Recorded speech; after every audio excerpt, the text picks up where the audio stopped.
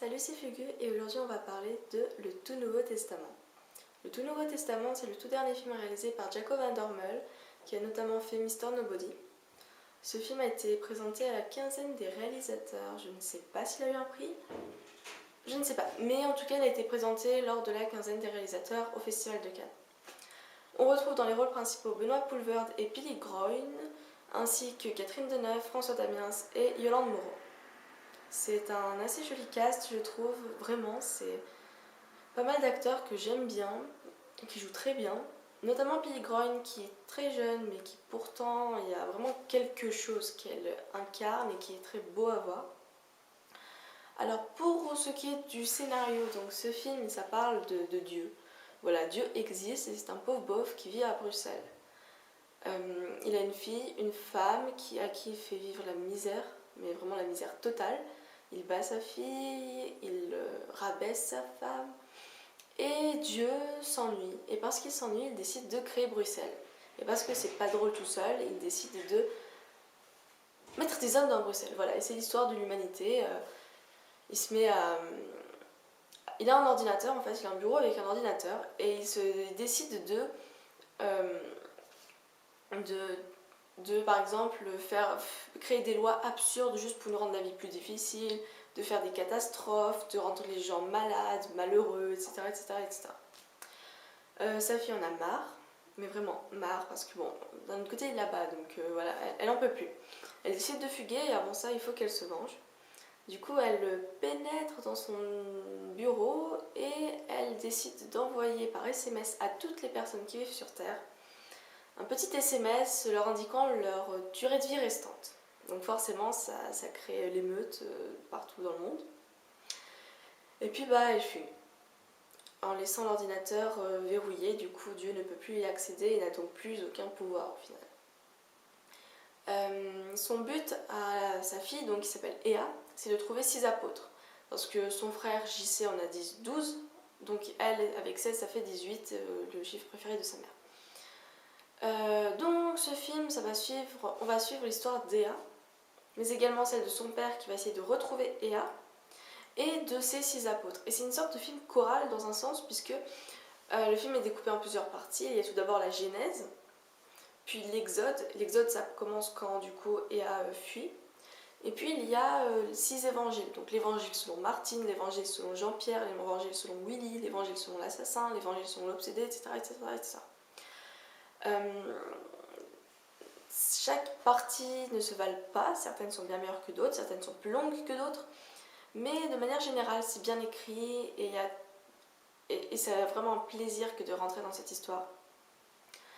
Qu'est-ce que je peux dire là-dessus? C'est vraiment un film qui m'a plu, mais vraiment, j'ai vraiment aimé ce film. J'avais quelques réticences à le voir parce que je me disais voilà c'est une comédie belge, Benoît Poelvoorde, j'avais vu dans certaines choses qui ne m'avaient pas plu forcément. Là, ça n'a rien à voir. Déjà, je ne pense pas que l'on puisse lui donner le nom de comédie. Ce n'est pas une comédie, c'est très alternatif, c'est ni une comédie, ni un film noir, en fait, c'est un conte, sans être vraiment un conte. C'est un conte moderne, c'est quelque chose qui mélange un peu tout pour donner... Voilà, c'est un mélange de tout ce qui peut être fait et qui crée une sorte d'atmosphère surréaliste. Il faut aimer, il faut l'accepter parce que on peut rentrer dans ce film en disant ouais c'est drôle. Mais bon, au bout de 10 minutes, on voit un mec qui hurle sur sa femme et qui bat sa fille, c'est pas très drôle. C'est un film qui bouleverse les codes préétablis, mais vraiment, c'est-à-dire que ça ne s'appelle pas le Tout Nouveau Testament pour rien. À la base, ça devait s'appeler La Fille de Satan. Non, La Fille de Dieu, pardon. Qu'est-ce que je raconte? La Fille de Dieu.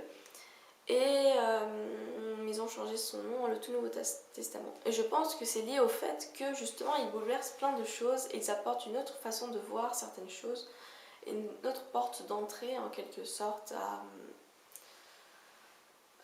Oh, c'est assez compliqué à expliquer, mais en quelque sorte, le Tout Nouveau Testament, par exemple, dans ce film, il y a Catherine Deneuve, par exemple, qui dort avec un singe, un gorille. C'est assez... voilà. C'est pas ce à quoi on a l'habitude. Il y a vraiment une certaine, comment dire, les codes, pas les codes, mais les genres sont inversés et tout ce qui est lié au genre est inversé. C'est-à-dire que par exemple, les hommes sont totalement soumis aux femmes et les femmes sont en quelque sorte soumises aux hommes, même si à un moment donné, celles qui sont soumises aux hommes s'ouvrent et deviennent bien plus fortes, puisque par exemple, Dieu, il incarne une sorte de figure castratrice. Il empêche sa femme de s'exprimer, il empêche sa fille d'être et elle-même d'exprimer son potentiel. Et c'est quand il part et c'est quand sa femme et sa fille sont loin de lui qu'elle commence à devenir elle-même. Et elle crée des miracles, elle aide certaines personnes. Sa mère déesse, donc on la voit vraiment, elle parlait pas. Quand il y avait Dieu, elle ne parlait pas, elle était là et elle ne répondait pas, elle semblait paniquer quand on lui adressait la parole. Et dès qu'il n'est plus là, elle fait de la broderie, elle s'amuse, elle éteint la télé parce qu'elle n'en pouvait plus. Je peux pas en dire trop non plus, mais elle a un rôle très important au final. Et petit à petit, par exemple, Dieu, il perd de sa grandeur, il perd de sa force pour devenir un peu un moins que rien. Et c'est pareil pour plein de personnages. Les figures féminines sont assez fortes, même très fortes. Les figures masculines le sont également, mais ils ont besoin d'être avec un personnage féminin pour s'exprimer en quelque sorte. Je peux pas en dire plus, mais il y a certains personnages qui se cherchent, voyagent et à la fin se retrouvent face à une femme par exemple. C'est assez... ça dit beaucoup de choses. Voilà. C'est vraiment un film qui met en avant le féminin. Ce n'est pas un film féministe, alors absolument pas, mais c'est un film qui vraiment parle du féminin et qui essaye de lui donner un peu ses lettres de noblesse en quelque sorte. Ce n'est pas un film drôle, bon je l'avais déjà dit ça, mais ce n'est pas vraiment une comédie. On se fend pas la poire, il y a des moments qui sont drôles, qui sont vraiment drôles. Il y a des moments qui sont dramatiques, il y a des moments très tristes, il y a des moments qui sont embarrassants, gênants, il y a des moments que... Voilà, en fait, ça te fait passer par plein d'émotions, ce film. Et au final, ça te mène à quelque chose, un peu à rien, mais en même temps à quelque chose d'assez beau, en fait. Il y a vraiment... C'est vraiment un mélange, voilà, un mélange surréaliste. C'est vraiment cette idée-là, en fait, qu'il faut retenir, je pense. Et voilà. Qu'est-ce que je voulais dire d'autre? Oui, la musique. Je n'ai pas l'habitude de me souvenir vraiment des musiques qu'il y a dans les films, mais alors absolument pas. Mais le Tout Nouveau Testament, ça utilise la musique, ça utilise des musiques qui justement me plaisent et me parlent quand il s'agit de cinéma. Il y a beaucoup de musique classique. Il y a vraiment toute une culture de la musique classique dans ce film. Et ça passe très très très bien. Voilà, il n'y a pas cette idée de c'est triste, alors je te mets une musique triste, comme ça tu es triste. Il y a vraiment cette idée de mettre des musiques qui vont peut-être parfois révéler quelque chose d'un plan, qui vont peut-être mettre en lumière autre chose, qui vont peut-être contrebalancer un plan aussi, quelque chose qui a l'air triste, mais qui passera avec une autre musique et qui aura quelque chose de beau, final, etc. etc., etc. Qu'est-ce qui m'a touchée dans ce film? Parce que vraiment, il m'a touchée en fait. Je l'ai vu et je m'attendais pas à ça. Et quand je suis sortie de la salle, je me suis dit, mais c'est un beau moment quoi. Mais vraiment, c'est un beau moment. Il faut, je pense, avoir une certaine ouverture d'esprit pour aimer ce film. Dans le sens où il faut accepter que l'on bouleverse des choses à laquelle on a l'habitude. Et il faut accepter que l'on te fasse rire, qu'en même temps on te bouleverse, qu'en même temps on te bouscule. Voilà. Et il y a plusieurs moments où certains personnages regardent la caméra droit dans les yeux pendant qu'ils parlent. Normalement on fait pas ça parce que c'est embarrassant, parce que c'est gênant, parce que ça met un certain malaise. Et c'est comme si qu'en gros le personnage te regarde toi, le spectateur. Sauf qu'en même temps, donc tu es un peu gêné, tu te sens pas bien, et en même temps il te parle et il te dit des belles choses. Et il s'ouvre à toi, le personnage, et c'est assez... Tu ne peux que te rallier à lui, mais en même temps tu es gêné. C'est assez étrange ce mélange de sentiments qu'on peut ressentir face à ce film. Il y a par contre un gros bémol que je veux souligner, c'est que je n'ai absolument pas aimé la figure du père dans ce film. Mais alors absolument pas. Je pense que c'est vraiment le défaut et la faiblesse de ce film, c'est Benoît Poelvoorde.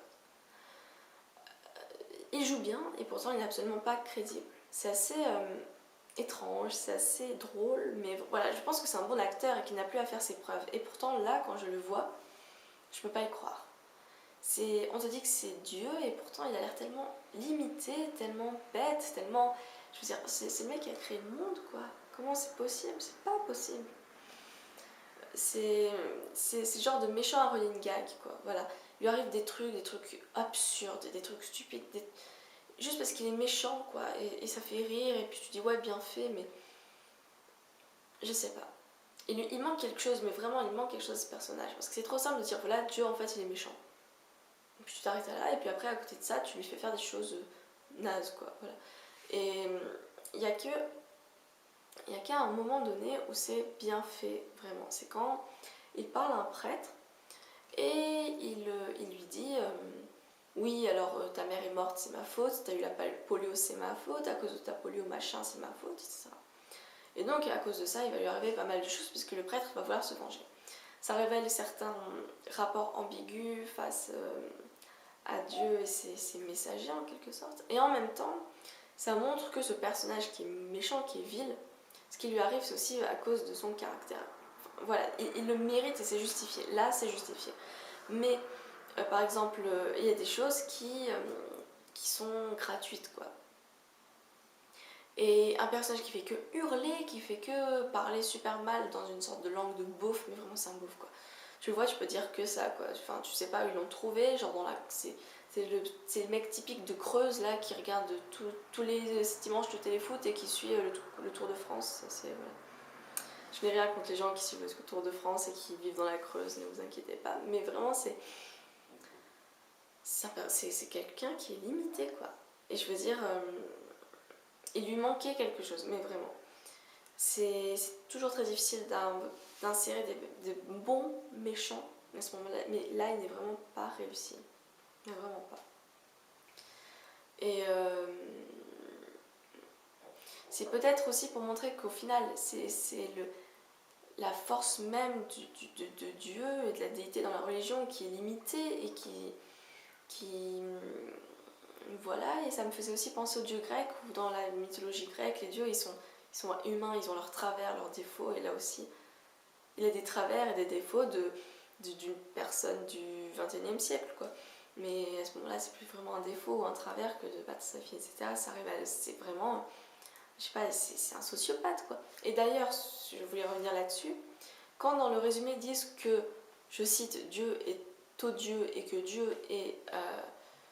j'ai oublié c'était quoi le mot qu'ils avaient dit, mais que Dieu, voilà, il était ignoble. Non, c'était pas ignoble le mot, c'était un peu moins fort. Ou peut-être ignoble. Odieux et ignoble, je crois. Mais c'est pire que ça, enfin je suis désolée, mais moi, ça révèle plus d'être ignoble ou odieux, pour moi ça révèle d'être malade, d'être un psychopathe, d'être un mythomane, d'être un manipulateur, d'être je sais pas, mais tout sauf simplement odieux. C'est, ouais, enfin je sais pas. L'image est très belle dans ce film. Il y a des beaux plans, mais vraiment de très beaux plans, de très belles idées. Il y a une sorte de main à un moment donné qui fait une sorte un ballet, mais comme des patineurs artistiques en fait, vraiment des figures de patinage. C'est très joli, avec un fond noir, une belle musique, etc. Il y a tout un univers qui est créé. On se croirait pas à Bruxelles. Pourtant, on nous le dit que c'est à Bruxelles. Mais quand on voit le film, on dirait vraiment une sorte de ville assez étrange, hors du temps, très urbaine, très futuriste, très dystopique. Au tout début du film, il y a un plan où on voit une ville dans le noir, etc. Et on dirait vraiment une ville de science-fiction, un truc dystopique, quoi. Pour conclure, le Tout Nouveau Testament est un très bon film qui change de ce qu'on a l'habitude de voir, qui est rafraîchissant et qui saura faire vivre pas mal d'émotions aux spectateurs. Si vous avez l'occasion de le voir, n'hésitez pas, je vous le recommande du fond du cœur. On se retrouve bientôt pour une nouvelle critique. Prenez soin de vous.